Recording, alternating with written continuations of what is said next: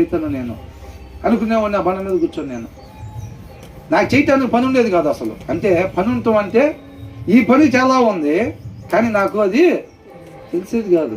ఈ లాక్ సంబంధంగా ఏదో బిజినెస్గా ఉండి ఫోన్ పెట్టేసి కొంతమంది ఫోన్ మాట్లాడుతూ ఉంటేనే బిజీ వస్తూ ఉంటుంది. ఇక ఫోన్ పెట్టే మళ్ళీ వాళ్ళకి చేయటం, మళ్ళీ తర్వాత అట్లా బిజీగా ఉంటారు కొంతమంది. అట్లా ఎప్పుడు ఉంటానో నేను అనుకునేవాడిని. అర్థమవుతుందండి.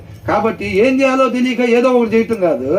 దావీదు ఏమనుకుంటున్నాడు? చెయ్యాల్సిన పని మాత్రమే చేయాలి, వెళ్ళాల్సిన మార్గంలో మాత్రమే నేను వెళ్ళేవాడిగా ఉండాలి. నా సృష్టికర్త మార్గం ఏది అని చెప్పి దాంట్లో ఆ మార్గంలో మాత్రమే నేను వెళ్ళాలని దావీదు ఆశపడతా ఉన్నాడు అనమాట. ఎతుకుతున్నాడు, ఆయనకు మొర్ర పెట్టుకుంటున్నాడు. ప్రభువా, నీ మార్గాన్ని నాకు తెలియచేయి, ఉపదేశం బోధించిన ఆయన నేను ఎలాగుండాలి, ఈ వారం మొత్తం నేను ఏం చేయాలో ప్రభువా శ్రేష్టమైనది కానుక తెచ్చిపెట్టావు. లోపల తెచ్చా, నువ్వు పరిశుద్ధంగా నైవేద్యం తీసుకొచ్చావు కదా, ఇష్టపడి హక్ చేసుకున్నాడు. నీకు కావాల్సింది నేను లోపల, నా మాట శ్రేష్టమైంది లోపల ఉంచాను నీకోసం అని అంటారు. చక్కగా వచ్చేదాన్ని మనం.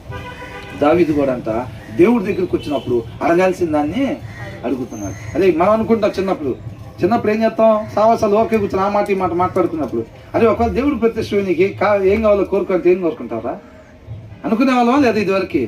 అదే నేనైతే మాత్రం ఒకటి కాదు ప్రభువా 3 వరాలు ఇవ్వు నాయనా నేనంట. ఒకటి కాదు మూడు ఉన్నాయి ప్రభువా, నువ్వు ఒకటే ఇస్తానంట కాదు అని చెబుతా ఉందా నేను. ఎంతమంది ఇట్లా అడిగారు? నన్ను అడిగారు పక్కన వాళ్ళని. నేనైతే చిన్నప్పుడు అడిగా, వాళ్ళు కూడా నన్ను అడిగేవాళ్ళు ఫ్రెండ్షిప్లో. అప్పుడు తెలియని తత్వం కదా. అదే దేవుడు ప్రత్యక్షమయ్యి నీకేం కావాలో కోరుకో అంటే ఏం అడుగుతావురా అంటే, అదే నేనైతే మాత్రం రా ఒకటేసారి ఇంత డబ్బులు అని ఎవడు ఇష్టం వచ్చింది. అవునా, అదే నాకన్నా నువ్వే మంచిది కోరుకుంటున్నావురా, నీ తెలివితేటలు నాకు రాలేదురా అనుకుంటా ఉండేవాళ్ళం. అప్పట్లో అయ్యే తెలివితేటలను అనుకునే వాళ్ళం. వాడు అడిగే వాటిని చూస్తే నేనేం అడుగుతున్నాడంట, నీ మార్గాన్ని పోగొట్టుకున్న స్థితిలోకి, పండు తినకముందున్న స్థితిలోకి వెళ్ళాలి. సృష్టికర్త మార్గంలో మాత్రమే నేను నడవాలి. ఒకటే జీవితం, ఒకటే అవకాశం, వదిలిపెట్టుకోకూడదు. తప్పుడు మార్గంలో వెళ్ళిపోకూడదు. అంత సమయం అక్కడి నుంచి మొర పెట్టుకుని ఇదంతా ఎందుకు ఏదో దాంట్లో బాక అట్లా అనుకోవట్లా. అర్థమవుతుందండి.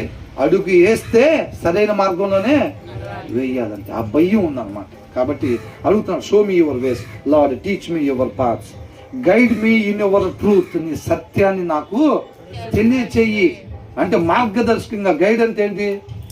మార్గదర్శి. అర్థమవుతుందండి, మార్గదర్శి అన్నమాట. కాబట్టి ఏమంటున్నాడు?